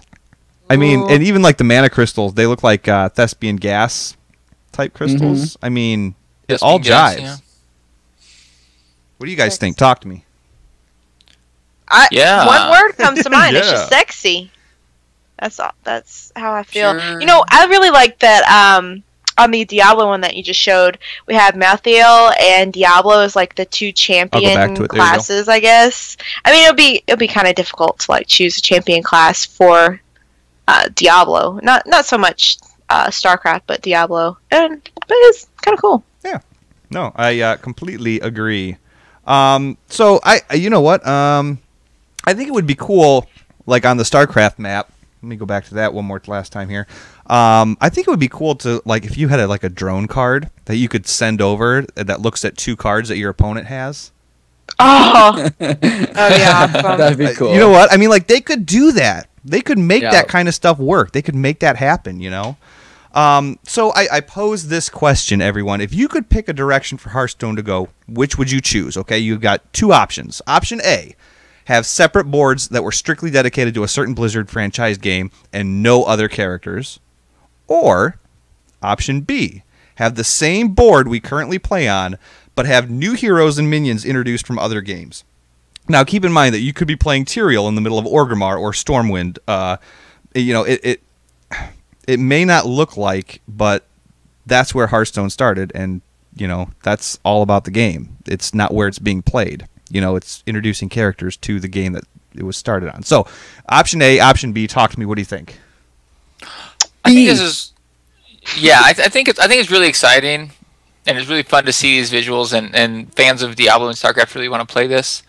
I think it might lose its appeal pretty quickly if they actually implemented it, though. Why?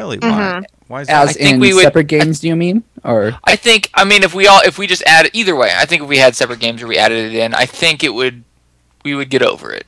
I mean, Hearthstone was really exciting for us for a while, and it's still a really fun game, but I think all things kind of lose their luster pretty quickly. I would definitely think it would lose its luster if it was 3 different games. Yeah. Yeah. If you're going to do one or the other, I think you'd have to combine them. What if, okay, so 3 separate games. What do you mean, like, let's say they came out with the Diablo expansion where you log into Hearthstone and you can either play classic Hearthstone or you can play Diablo Hearthstone, and that's the expansion. That would be cool. Yeah, I'd be down with that. I think one way they could do it without making this overly complicated, I think, would be to make skins. If they could match up one StarCraft character for every Warcraft character, as well as Diablo, and just all the cards and board would change their visualization and their name, but the effects would stay the same. And then you could maybe purchase skins for real money. So maybe you're playing Hearthstone and you don't have any of the expansions or skins, but I have the skin, so I see you as Jim Raynor, but you see yourself as a rogue. Or something like that. I see. I think that could be kind of cool. It could be very cool, but at the same time, like, that would only go so far. And what kind of a price tag do you put on that? Because there's only going to be, you know, like, what, 4 skins? Where there's, like, you know, the Diablo skin, we've already got the WoW, you know, so, and then StarCraft and that's it, really. Yeah. I mean, that's really it. Which leads me to my next thing. What if they released a Heroes of the Storm Hearthstone expansion that had random boards and random minions? You know, I mean, like from all games, you mean? Yeah, like yeah. So like you could be Jim Raynor and playing all sorts of different minions from WoW, from Diablo, from whatever in the middle of Stormwind. Because it's the Heroes of the Storm Storm expansion. I think it's really cool. Yeah. Is that too much? Is that a little overboard? You know what? It's a lot, but it's not as much as having a Hearthstone expansion of Hearthstone. Yeah. I think it just feels a little forced. I think their dev time could be better used. I mean, if it was just the art team working on a skin, they kept all the same cards, they didn't have to worry about balancing and coming up with new ideas, I think it'd be a cool idea. But taking dev time away from the main game to work on a side game or an expansion, I just don't see it being worth it. Because isn't the most exciting part about it the art effects? Yeah. Well, I don't know, like the way that they talk to. But you could use all that. You could incorporate all that into some, you know, skin or whatever you want to call it. True. I agree. Well, again, hit us up, podcast@blizzpro.com, and let me know what you think about this. Chat room, I'm specifically looking at you. So, but anyways, the entire article can be found in the show notes and hearthstone.blizzpro.com, so you can see what BlizzPro editor Leviathan has to say about it, who also, Leviathan guest hosted on the latest episode of the HearthPro podcast, which is BlizzPro's Hearthstone podcast. So, who's that old man? He's a great dude. Great dude. Check him out. You know, Twiz, what? That could be an awesome financial opportunity that Blizzard could choose to do. But I don't care what you say, there's always going to be those characters that should make it to the battlefield, but you know that they won't for whatever reason. Oh, absolutely. You're 100% correct, and I will never dispute that. So, with that, ladies and gentlemen, yet again this week I give you the 3 most magical words you are going to hear on this show. Off we go.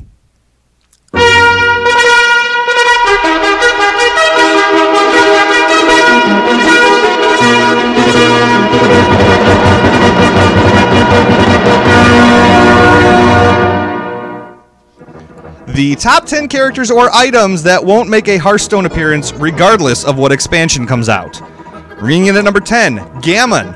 Although he's awesome, his flavor text would read, "I'm just here to take up board space." Number 9, the Fell Reaver. Let's be honest, he'd break the board. Absolutely. Number 8, the Crusader class. Sorry, Blaze, you already have a paladin in-game. You did this to yourselves. Number 7, zombie dogs. We all know they would be a Murloc equivalent, as well as another reason to break your keyboard with your forehead. Absolutely. Number 6, Doom Lord Kazakh. The Legion will conquer all. But he's not getting his butt off his throne and into the card game, regardless of what anyone says. It's true. Yeah. The number 5 character item that won't make a Hearthstone appearance, regardless of what expansion comes out, StarCraft's very own Black Hammer. I mean, seriously, guy, that's just kind of racist, don't you think?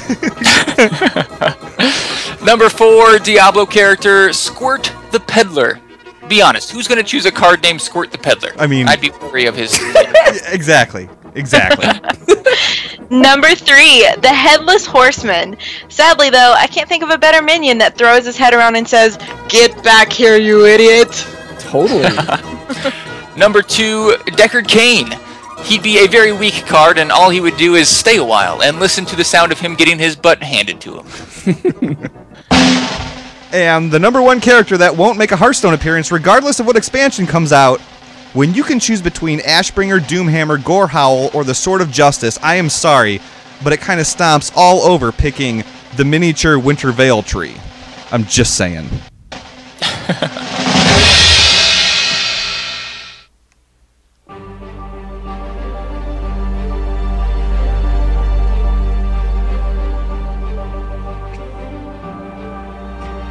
My name is Twiz. My name is Dwendon. My name is Rodimus. Honey Buns. Piercy. Sosa. Sucker. Triumphy. Surrender. Punch Pop Fizz. Danger's Agony. Death Stance. Use a Band-Aid. I run an Elemental Shaman. I'm a Tauren Druid. Enhancement Shaman. Shadow Priest. Play a Windwalker monk. Blood Death Knight. Fury Warrior. Feral Druid. Holy Priest. Frost Mage. Brewmaster Monk. I play an Enhancement Shaman. Elemental Shaman. I'm from Memphis, Tennessee. I'm from Illinois. I'm from Ontario, Canada. Fort Myers, Florida. I live in Ashland, Alabama. Peru, Illinois. From Portsmouth, Ohio. Colorado. From Dover, Delaware. I live in Pembroke, Ontario, Canada. San Diego, California. From Las Cruces, New Mexico. Tennessee. And I'm in Twisted Dynasty. I'm in Twisted Empire. Twisted Empire. Twisted Empire. And Twisted Empire. Twisted Dynasty. I am in Twisted Kingdom. The Twisted Empire. And I am in Twisted Empire. And I am in Twisted Empire. And I am in Twisted Dynasty. Twisted Empire. I'm in Twisted Empire. Twisted Dynasty. I am the GM for Twisted Dynasty. And I run the Twisted Nation. Ladies and gentlemen, it is no secret if you've been listening to this show that Twisted Empire is a big part of the gaming community. Over a year ago, there were 10 of us that said this is what we need to become, and here we are today. The Horde side of the community wears the Twisted Empire tag, the Twisted Kingdom tag, and the Alliance side displays Twisted Dynasty. Everyone who wears these tags knows that there is a 50-50 split between the game you play and the people that you play with. We don't look down on people for not being heroic progression raiders.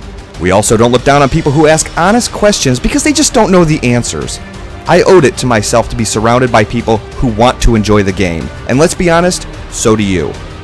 It's time to stop logging into game and feeling like you're droning around in circles all day, surrounded by people who don't care about you and don't know you. Twisted Empire, Twisted Kingdom, and Twisted Dynasty. All 3 guilds located on the Kultiris US server.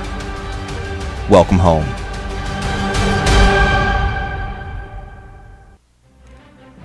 Been sitting here counting the mail at the home 20. Okay, we got a few emails. Here's the funniest thing is it's like I go all week and I don't get any emails, and then at the last minute I get like a bunch of them. It's so weird. So I also have to say, of all the times I got up and got a soda during that commercial break, and I put my headset on, and just as the music stopped, I was like, and I like cracked my can of soda open. Nice. Of all the times. Classy. Yep. So, anyways, real quick, guys, for those of you who just joined us, quick reminder that if you like that commercial that you just heard, I'm putting together a new one. So visit the forums, twistedempire.engine.com, ENJIN.com, and I put a post up there that tells you how to get your name on that commercial, how to get your voice. I want to hear you guys. You guys make the nation, and you should be heard. You should be proud, and you should be in this commercial. So make sure you hit that up. So, real quick, I talked to the chat room, and I said, hey, who needs a Hearthstone beta key? And you know what? It looks like Your Blood Stains. Your Blood Stains was the only one out of like 60 people that needed one. So, Your Blood Stains, send TwizzCast a message here on Twitch, and get that stain out. I will hook and get that stain looked at, blood brother. Stains. And I will hook you up, man. So congrats to you. So at least I know people aren't selling them, because it's like I'll sell a Hearthstone beta key for you. You'll get like 7 cents for it. Yeah, they were selling for hundreds of bucks, right? When they first I know, came out. right? I know, yeah. So anyway, let's jump into the emails here. The very first one we got is I got it last week. I didn't have time to get it in the show notes, but it's from Wingeling. So if you guys want to get an epic thing, an epic giveaway, pay attention. Sorry, I choked on my soda. The email says, "Hey Twiz, hope you had a happy holiday these past few weeks," and I certainly did. Thank you, dear. I met Wingelings at BlizzCon. She is so sweet. Awesome, very sweetheart. Yep. Yeah. She says, mine was pretty good. I got a lot of Warcraft love at Christmas, so much that I was blessed with 3 World of Warcraft 2014 calendars. Since I really can't use more than one calendar, I thought maybe someone else would like to have one too. The first place I thought to check for interest was the Twisted Nation. Woo! So, I have 2 brand new unopened calendars that I thought you could give away in any fashion you'd like. If you want, I can either send them to you first, or you can have the winners contact me for shipping info. And actually, I'm going to contact her for that information, so I don't want people hitting her up and saying, "Oh, hey, I won this on you." So yeah, I will be handling all the communication. But I think we're going to have a contest of sorts, like for the show, for people to email in. People make their own calendars and send them in. Oh gosh! Oh, you know what? We talked about making the men of Twisted Empire calendars. Because I've seen some of us, and it's like, whoa. Twisted Empire calendar. Yep, Okay. yep, the men of the Empire. Oh my God! I'll tell you what, you come up. Oh man. Anyways, no, I'm not gonna go there. But no, you know what? We should have a contest where we are going to, you know what? Pay attention to @TwizzCast on Twitter, and I will announce the contest. It's gonna be pretty simple. It's just probably gonna have you email something in. Or give your opinion on something or whatever. And, yeah, we'll give one away that way. And then the other one is going to definitely go to somebody in the Twisted Nation. So I will figure out how that's going to be handled as well. But that will probably be handled in Guild somehow. So, yeah, 2014 calendars. She did send me pictures of the calendars. And of all the things that I downloaded and did for the show in preparation, I forgot that. Boom. Well, that's super sweet of her. Thank you. Yeah, that's awesome. Yep. So, anyway. Wingelings, you're awesome. Yep. That she is. So, the next one we got is from Liz. Reb, would you like to read this one? I would. It's called Designing 101. Hi, Twiz, Rip, Hoda, and Archon. Smiley face. Oh, she likes some Archon. No, it's fine. I love It is right after my name. I'm just saying. Or I meant Liz, not Twiz. I'm confused. Windrider! I don't know You where to gotta look. go. I don't know. You guys keep rocking it out every week. Keep up the great work. My question is, if you could design a game or feature for Blizzard, what would it be? Thanks for a great show, Liz. And I think this might have been like kind of prompting from the email that I sent in to the Spotlight, which she is a host for. And it was Great discussing show, by the way. Yeah, it was discussing. I didn't get to listen to it because I was reading it. Oh, I gotta catch up. I was discussing that, at BlizzCon they had announced that Hearthstone was going to be playable on your tablets as well as your smartphones. And it really kind of like sparked this interest in me that if we were able to play other parts of our Blizzard games on our tablets or our smartphones, I would really enjoy that. Like, say, pet battles. I would enjoy the holy cow out of some pet battles on my phone. So like, say I'm at work, I have like a 5-minute break, I can play a pet battle. Say I'm like waiting for my oil to get changed, anything like that. That would be really awesome. And that's something that I would like to see implemented. Also, the customizable hair that I mentioned earlier, that's just my 2 cents. What about you guys? That pet battle idea, that's awesome. Yeah. That should happen, because I miss me some Pokemon on my Game Boy. Yeah. Pet battles on iPhone might have to do. That would be really cool. How about you, I think, Archon? You seemed really excited about this, dude, when we were reading it. Like, I saw you bouncing in your chair, and I was like, oh, yeah. he got something to say. I hope to work in game design someday. So I think about this a bit. And I know you guys don't play a lot of Diablo, but I have lots of ideas for Diablo, so I'll go over one. I might make a video about it tomorrow. But I think that Diablo needs some more endgame content, and they've been struggling with PvP, because I don't think PvP really works very well for a game like Diablo. But one thing I think would work really well is competitive PvE, where you have 2 teams doing PvE content, but they're competing against each other. And anyone who's played like Warcraft 3 or StarCraft 2 arcade maps knows how fun these hero-based games can be. I would love some kind of arena setup where you have 2 teams that go in, queue up just like in WoW. Each team has to face hordes of enemies. Anytime you kill an enemy, it spawns 2 of those enemies on the other side. So the faster you kill the enemies, the more enemies your opponents have to face. When you die, you're out. When your team's dead, then you lose. Whoever team survives the longest wins. It'd be a really simple setup. You could add some maybe some gold that you get for killing enemies, and then some power-ups you could buy to make your hero more powerful during the game. But personally, I think that's what Diablo needs. We need some like end game, like WoW has. When you play World of Warcraft end game, you have dozens of choices of what you can do with your time, and Diablo, you have farming. And so I think we need some fun games like that, and that could be really cool. That's really cool. That's actually similar to like the live raid they do at BlizzCon, where they take the 2 like top raid teams and go against each other. It actually sounds a lot like that. So that'd be actually really fun to watch. So maybe even at a BlizzCon, it'd be like Diablo on there instead. That'd be really cool.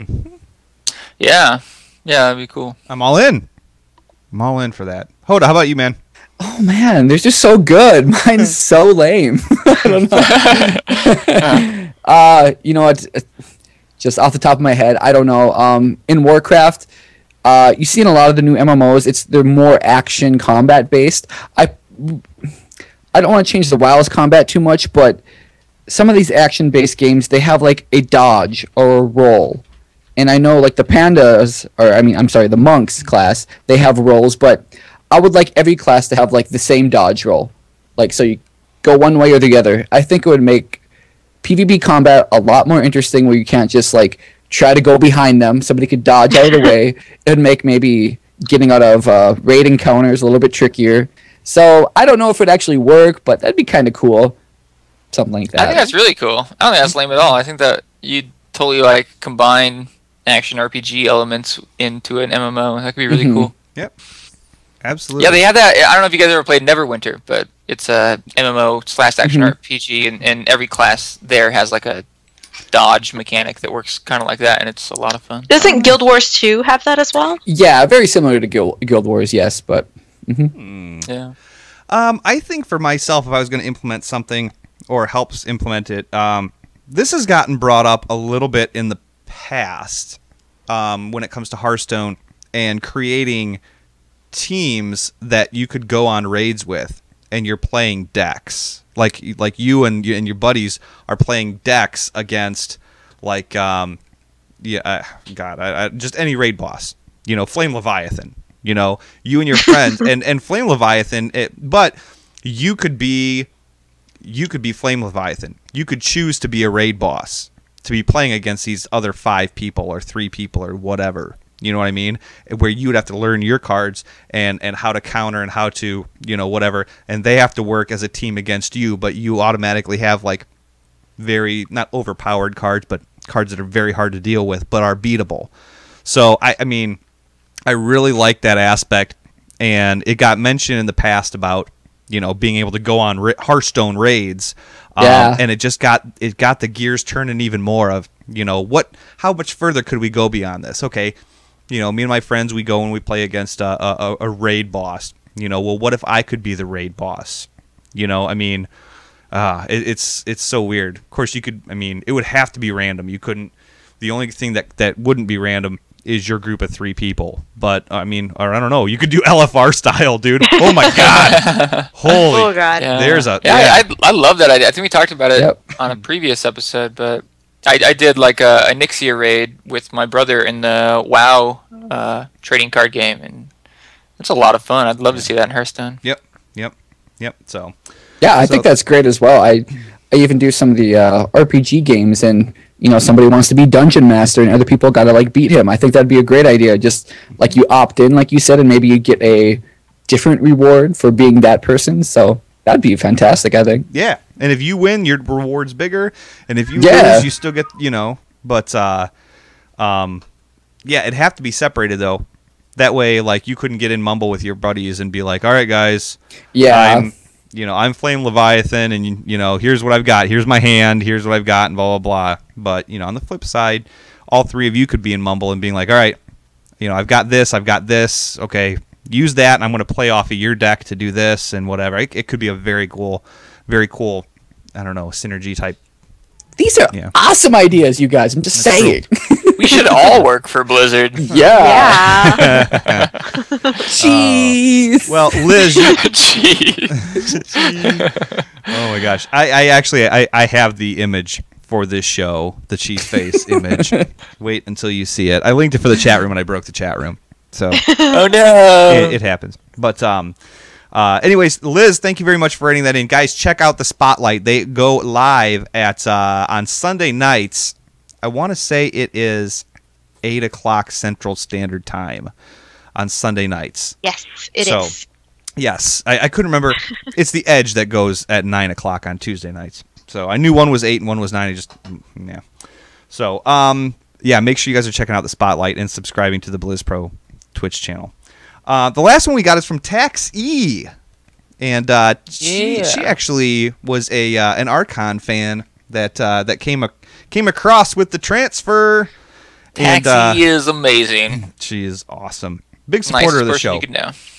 Yes, he was. She wrote this email. She says, "Hey guys, okay. Actually, before I read this, everything we're saying is true. When Archon joined the show, how many shows have you done? Maybe 8, 9, 10?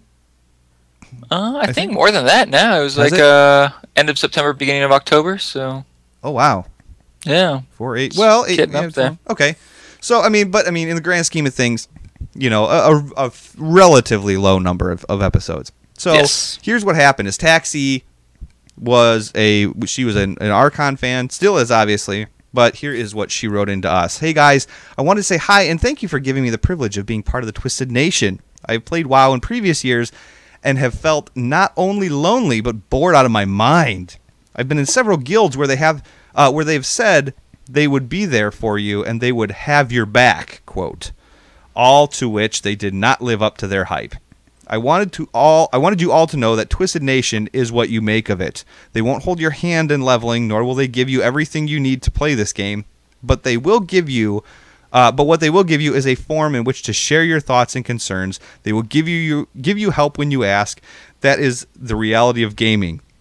You get out of it what you put into it. No hype. They're the real deal. I personally solo a lot, and yet if I ever needed something, the people that I have asked have helped. Not because they felt they needed to, but because they wanted to. Thank you. You have made this game fun for me again. I'm glad to say that I am a Prot Pally and part of the Twisted Nation family. Much love from Canada. Thanks again, Taxi. Aw, Taxi, that makes me sad that I haven't been able to get back into WoW yet. I need to join you guys, because... It's true. It's true. Nothing but good stuff going on over there. It's true. So, and also, you know what? I should have brought this up earlier, guys.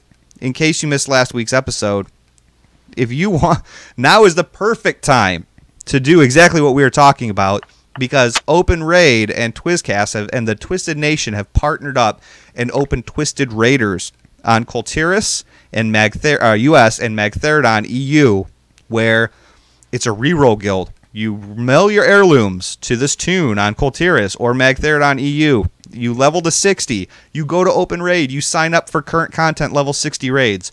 Then you level to level 70. You sign up for current content level 70 raids. Then 80. Then 85.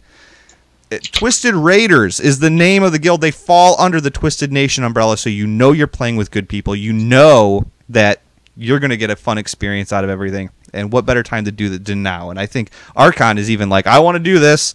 And Reb and Hoda are like, hell yeah, I'm going to do this. I'm like, yeah, I'm going to do this. So there's no better time than right now. Head on over to openraid.us to get your information on how to make it happen. It couldn't be easier. It really couldn't be easier. So... Right on. And I really love, speaking to her email, I love her just, what's the word I'm looking for? I don't know.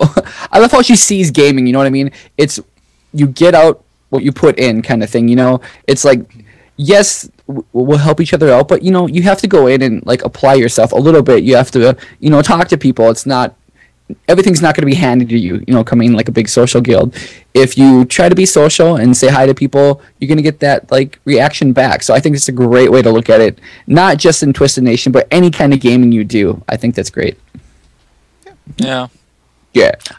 I gotta say, I have to give it to Taxi, because I've known her for a while now, and she is so amazing. When we do charity events, she will sit there for 12 hours straight, just keeping track of all the donations and the points that people are getting, and like give up her entire day doing nothing but helping us with these events. And from what I've heard from you guys, this is the kind of people that make up Twisted Nation. So I think Taxi probably fits in great there, and that's one more reason that I need to get off my A and get into Twisted Nation. That is awesome, Taxi. That is so cool. Very. I love hearing that kind of stuff. I really do.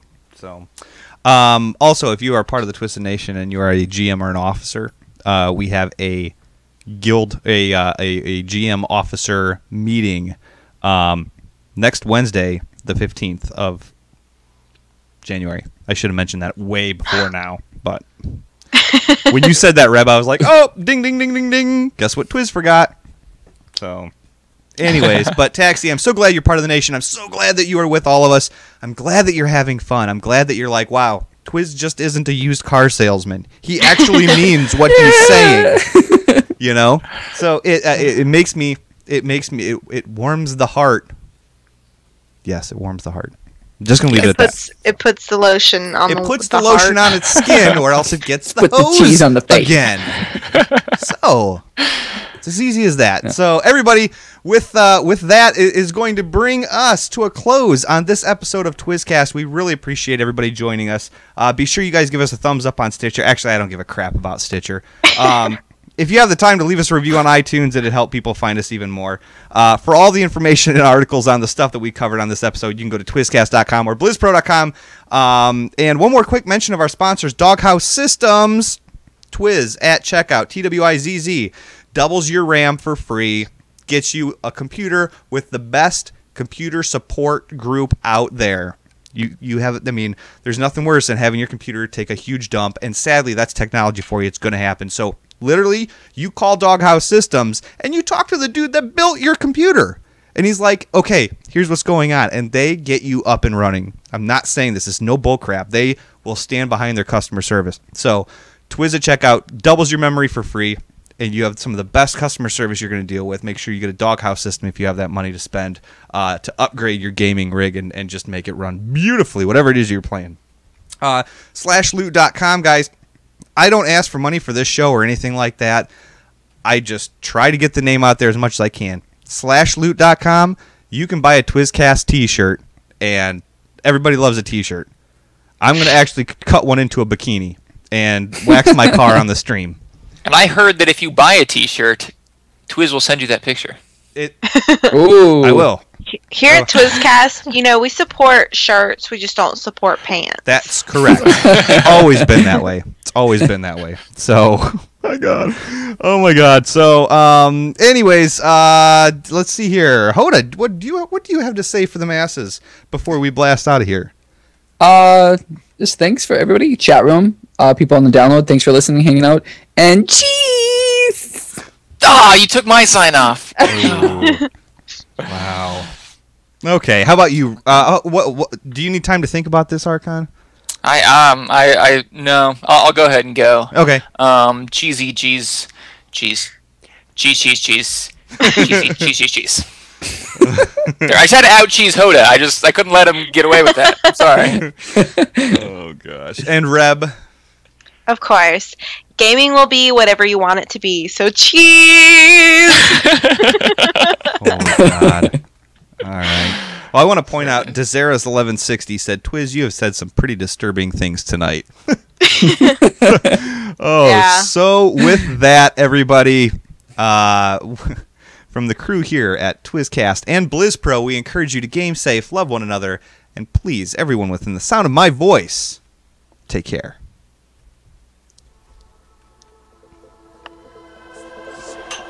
Hey guys, you've been listening to TwizzCast, the official podcast of BlizzPro.com. You can follow us all on Twitter at TwizzCast, at TwizzTE, at TankThatReb, and at Willie_Foss. The show notes and articles that we discuss can be found at BlizzPro.com. And if you'd like to drop us a line, send the email to podcast@BlizzPro.com. Thanks again, and we will catch you next week.